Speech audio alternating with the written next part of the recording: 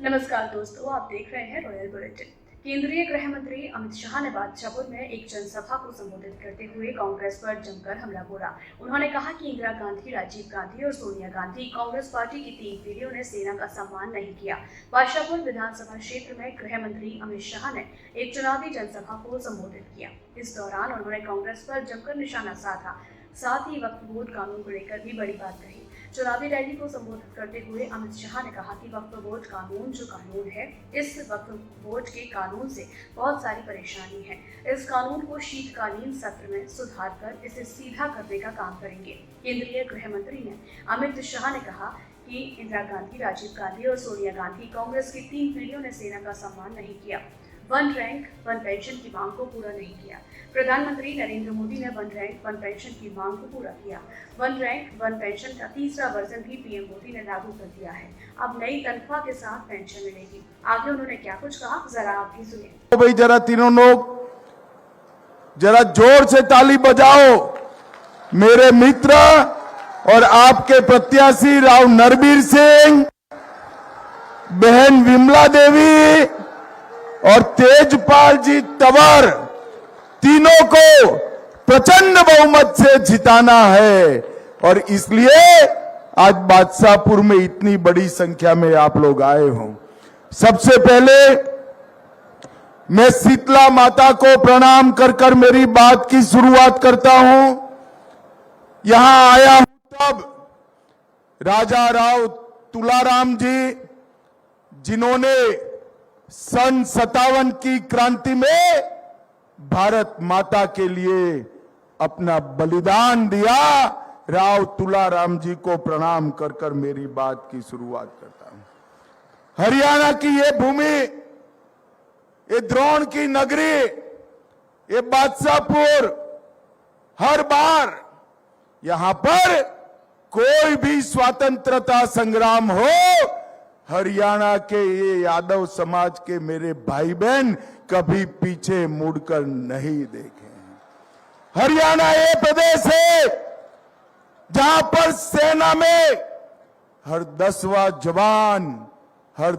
जवान हरियाणा की माताओं ने अपने 9 निहालों को भेजने का काम किया है। ये हरियाणा वीर भूमि है।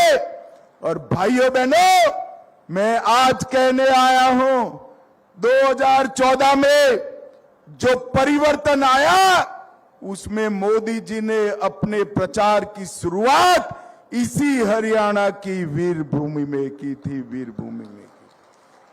और मोदी जी ने वादा किया था कि हम 1 रैंक 1 पेंशन को पूरा करेंगे।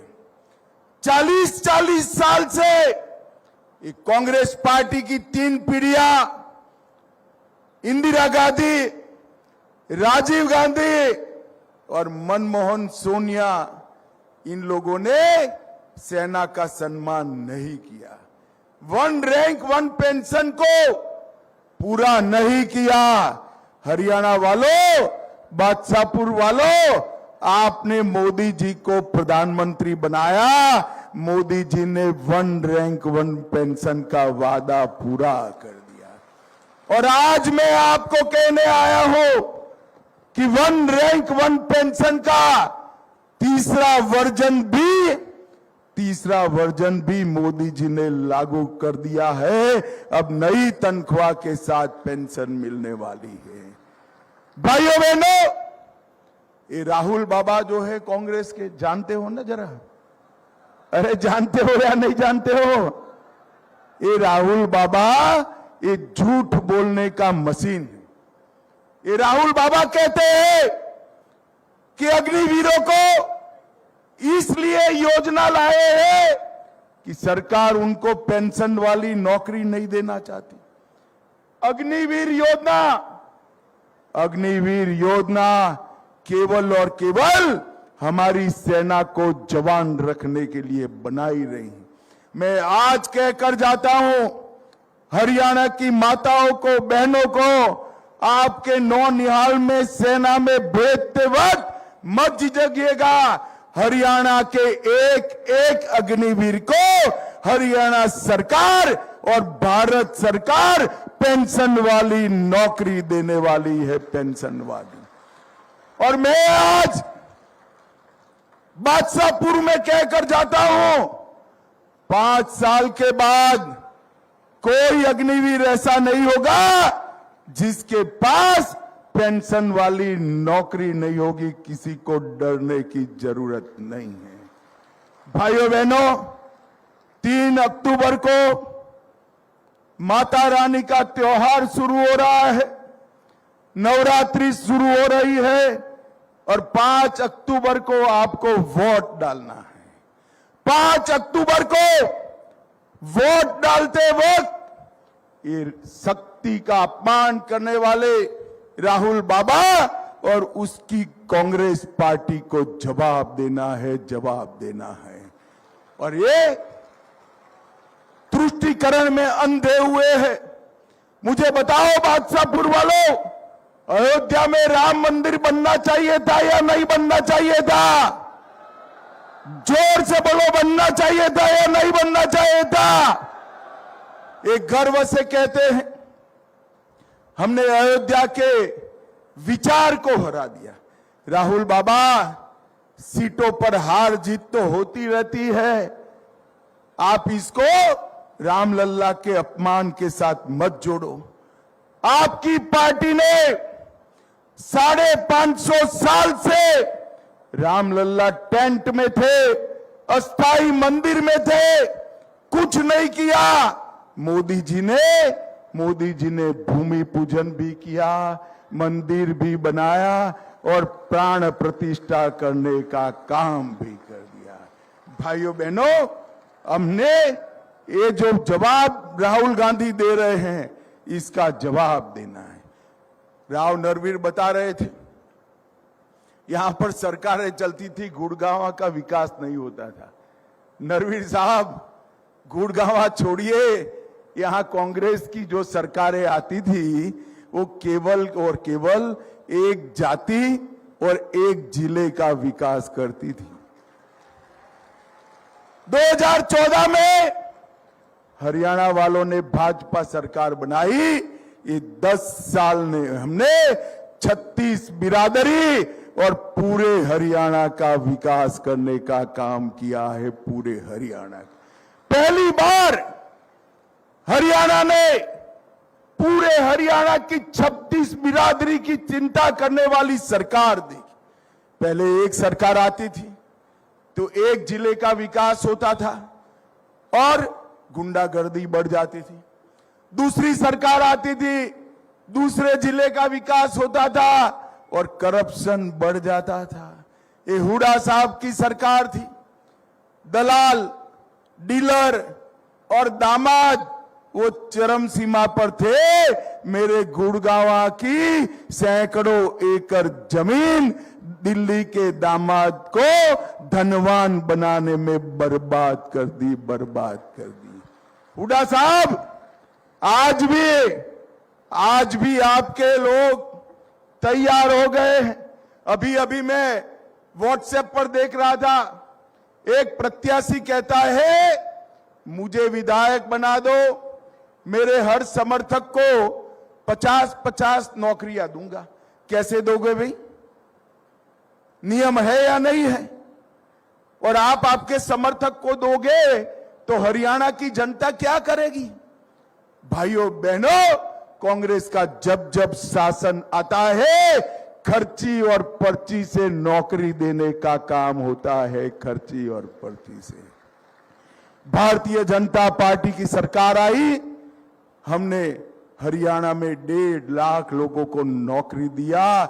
ना खर्ची ना पर्ची, कोई दलाल की जरूरत नहीं है। कांग्रेस के जमाने में नौकरी देनी हो तो घूस देनी पड़ती थी। इनके दल्ले आ जाते थे, दलाल आ जाते थे, घूस मांगते थे। भारतीय जनता पार्टी ने सरकार बनाकर ऐसा शासन दिया कि डाकिया 51 रुपए का सगुन लेकर युवाओं को अपॉइंटमेंट लेटर डाकिया ही दे जाता है, कहीं जाने की जरूरत नहीं। भाइयों बहनों, हमने तय किया है, आप भाजपा की सरकार बना दो, हम 5 लाख युवाओं को, फिर से मैं कह रहा हूं, 5 लाख युवाओं को 5 साल में खर्ची और पर्ची के बगैर नौकरी देने का काम भारतीय जनता पार्टी। मैं अभी हमारे हरियाणा में नया ट्रेंड देख रहा हूं। हथीन से लेकर थानेसर तक और थानेसर से पलवल तक कांग्रेस के मंचों पर पाकिस्तान जिंदाबाद के नारे लग रहे हैं।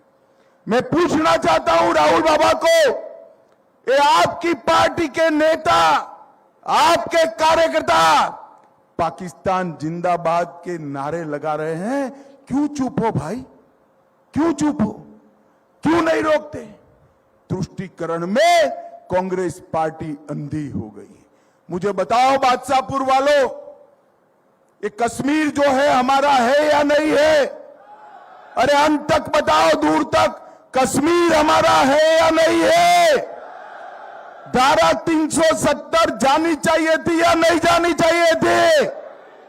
ये कांग्रेस पार्टी और राहुल बाबा कश्मीर में सरकार बनाने के लिए कहते हैं हम धारा 370 को वापिस लाएंगे। राहुल बाबा, एक गुरु की नगरी में, एक बादशाहपुर में मैं कहकर जाता हूं, आप तो क्या, आपकी 3 पीढ़ी भी 370 को वापिस नहीं ला सकती। कश्मीर हमारा है। ये कश्मीर में फिर से कश्मीर का झंडा लाना चाहते हैं। भाइयों बहनों, मैं आज कहकर जाता हूं, जब तक मोदी सरकार है कश्मीर में एक ही झंडा फहरेगा, हमारा तिरंगा फहरेगा और कोई झंडा नहीं। भाइयों बहनों, कश्मीर की रक्षा के लिए मेरे हरियाणा के जवानों ने बड़ी कुर्बानियां दी हैं और वो कुर्बानियों को हम जाया नहीं जाए देंगे। भाइयों बहनों, अभी अभी कांग्रेस का जो चुनाव आता है, ढेर सारे वादों की बारात लगा देते हैं। हम ये देंगे, हम वो देंगे, हम फला देंगे, हम ढिका देंगे। हिमाचल, कर्नाटक और तेलंगाना, तीनों राज्यों में चुनते वक्त तो सारे वादे किए, मगर एक भी वादा पूरा नहीं हो रहा है। राहुल बाबा की सारी गारंटियां फूस हो गई है, फूस। और हिमाचल सीएम ने कहा ये तो संभव ही नहीं है। भैया, हमें भी संभव नहीं है मालूम है। आपने वादा क्या किया, वादा क्यों किया था? भाइयों बहनों, हम ऐसा कोई वादा नहीं करते जो हम पूरा न कर पाए। यहां इतनी माताएं बहनें बैठी है, मैं एक मोदी की गारंटी कहकर जाता हूं, भाजपा की सरकार बना दो, हर महीना 2100 रुपया हरियाणा की माता बहन के बैंक अकाउंट में हम डाल देंगे। ये राहुल बाबा झूठ बोलने की मशीन है। एमएसपी की बात करते रहते हैं। मैं बताता हूं, राहुल बाबा आप जरा जवाब दो। आपकी ऊपर भी सरकार थी, नीचे भी सरकार थी, कितनी फसलें एमएसपी पर खरीदते थे? सिर्फ गेहूं और चावल। और आज भारतीय जनता पार्टी की सरकार ने तय किया है 24 फसलों का दाना दाना भारतीय जनता पार्टी खरीद कर लेगी, दाना दाना। बाजरे की एमएसपी 3000 कर दी, सरसों की एमएसपी 5600 रुपया कर दी। राहुल बाबा, आपसे 2 गुना 2.5 गुना करी है और आप तो खरीदते भी नहीं थे, हमने खरीदने का काम किया है। धान और गेहूं कांग्रेस के राज से हमने 2.5 गुना खरीदना का है। भाइयों बहनों, अभी राहुल बाबा अमेरिका गए थे। लोकसभा में हम पर आरोप लगाते थे कि भाजपा आरक्षण समाप्त कर देगी। अब हम तो जवाब देते रहे, पब्लिक ने थोड़ा उनका भरोसा कर दिया। अब राहुल बाबा अमेरिका गए, वो अमेरिका में अंग्रेजी में बोलते हैं, यहां पर भी कई बार अंग्रेजी में बोलते हैं। अंग्रेजी में बोले कि हम एसटी, एससी और ओबीसी का आरक्षण समाप्त कर देंगे। राहुल बाबा, हाथी की तरह आपके दिखाने के और चबाने के दांत अलग है। आप क्या समझते हो, अमेरिका जाकर बोलोगे वो हरियाणा में नहीं आएगा? भाइयों बहनों, मुझे बताओ, ओबीसी का आरक्षण समाप्त करना चाहिए क्या? जोर से बोलो, करना चाहिए? भाइयों बहनों, मैं आज कहकर जाता हूं, जब तक भारतीय जनता पार्टी है तब तक ओबीसी, एससी, इसके आरक्षण को हम कांग्रेस को हाथ नहीं लगाने देंगे, नहीं लगाने। भाइयों बहनों, मोदी जी ने 5 लाख तक का आयुष्मान भारत का कार्ड दिया है। 5 लाख तक का सारा इलाज, ऑपरेशन, हॉस्पिटलाइजेशन, डायलिसिस, डायग्नोसिस सब फ्री ऑफ कॉस्ट होता है। अब हरियाणा में 8 तारीख को कमल की सरकार बना दो, 5 लाख को हम 10 लाख रुपए तक का इलाज फ्री करने का काम। अरे बादशाहपुर वालों, 10 लाख में क्या मान जाते हो? और घर में अगर एक बुजुर्ग है जिसकी आयु 70 से ज्यादा है तो 10 की जगह 15 लाख तक का इलाज फ्री ऑफ कॉस्ट किया जाएगा। ये भारतीय जनता पार्टी की सरकार है। मैं आज कहने आया हूं, भाइयों बहनों, हमने विकास के लिए ढेर सारे काम किए हैं। आज मैं कांग्रेस के नेताओं को कहकर जाता हूं, राहुल बाबा भी यहां आने वाले हैं हरियाणा में। राहुल बाबा, हरियाणा की सरकार को जवाब दो।